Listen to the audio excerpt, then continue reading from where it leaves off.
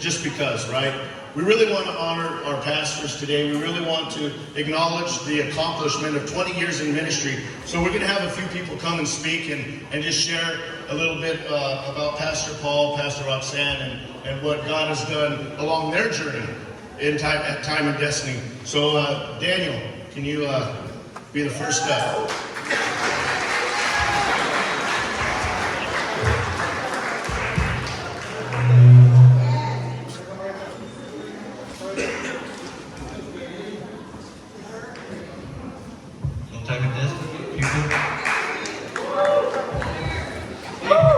I got a nervous tick, so I did when I speak. Front row. There it is. I like this song. How better to start Pastor Paul as to make the corny pastor joke. What do you call a cow with no legs? What do you? Ground beef. So, Pastor, I got the mic. I get to exaggerate as much as I want, like our pastor doesn't like to do, right?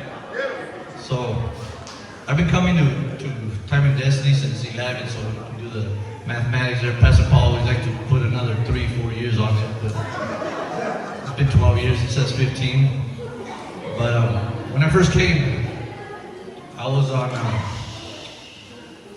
drugs.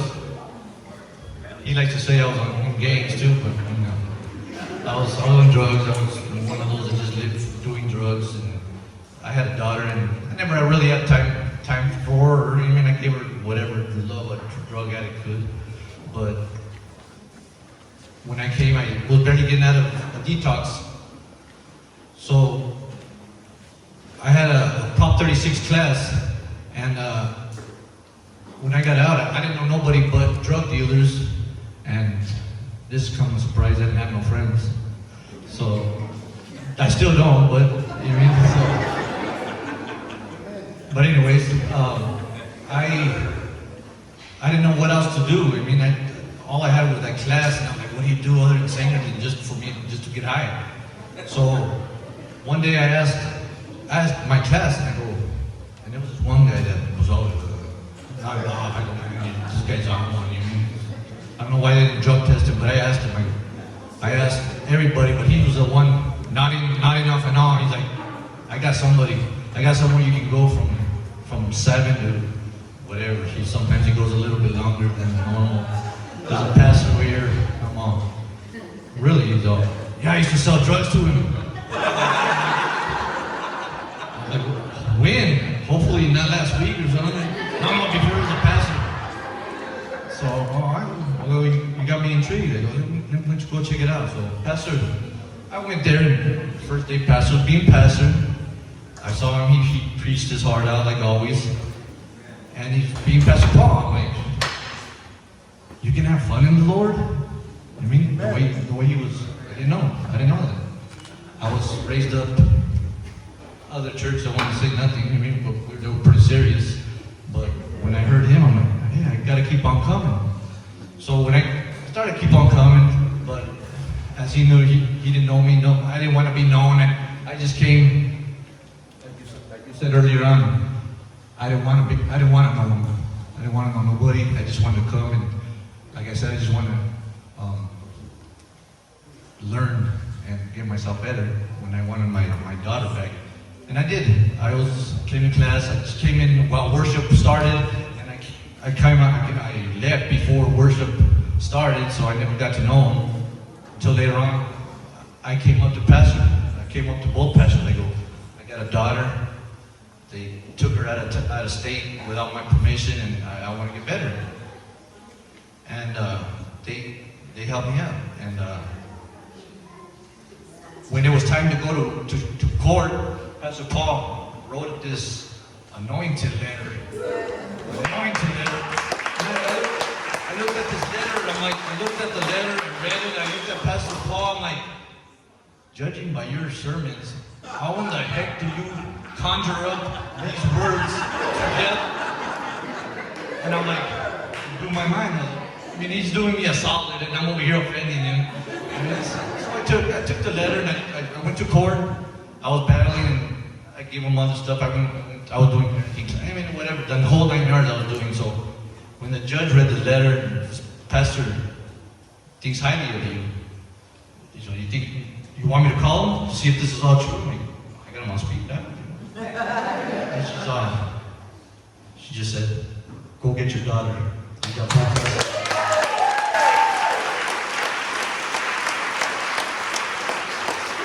So I did bring her back, and she started helping me out. I mean, she would get her little notes, and she would learn from pastors. Pastor Roxanne, my daughter adores you. I can just, whenever I'm at the altar, and she comes up and she knows that she's learned she can go to the altar, and that's where she gets her answers for whatever. And all I gotta do is just give a look to you, and you'll leave you'll leave your prayer for somebody else just to go. I mean, I'm just playing. She'll go. You just gotta look at it, she'll go. Thank you, and she loves you. Let me jump over. How much time do I got? I thought I was going to do like one. I thought I was just going to do 1 minute thing, but it's going. The men and women that are here, I always used to think I was just before when I would get up and be, like I said, just nervous. Because I felt like I was speaking to an audience. I mean, now it's more family.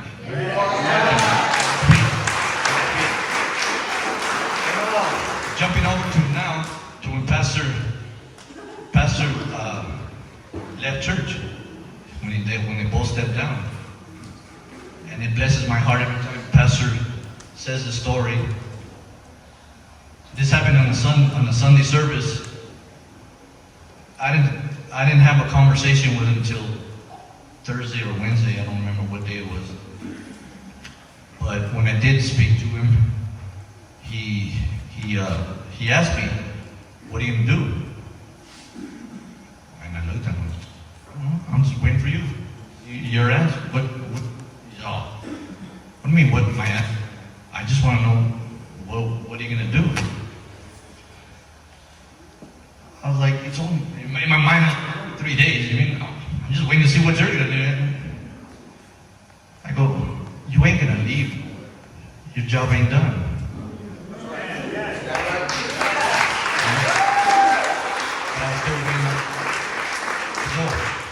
And every time you tell the story, it blesses my heart. Thank you for when you speak about it. I didn't know it was such a big,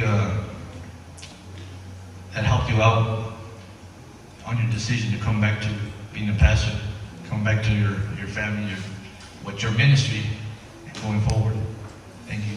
And now let's jump over now. To Pastor Rudy. You can testify it happens to you too. You'll see. There was this one time that I went to him with one of my problems. I went to him with one of my problems. He ended up telling me one of his problems that was way worse. I was like, damn, I didn't know this was a competition. I didn't know whether to feel good about mine or feel worse about his. I was confused. I was like, man. So I just ended up walking away with feeling better about mine because his is worse. His life is worse than mine.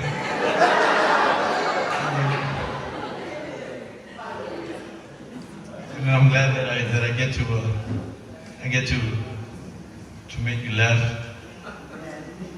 But what that did do was teach me how to pray for myself, because I know I can't go with my problems. And even more, I gotta pray for him too. So that taught me to pray for myself and pray to him. But I'm gonna show up. I don't know. Thank you. Hey, Daniel's definitely a pillar at Time and Destiny. Let me tell you, I noticed that from the second I met him. he's a blessing to all, but he's had a good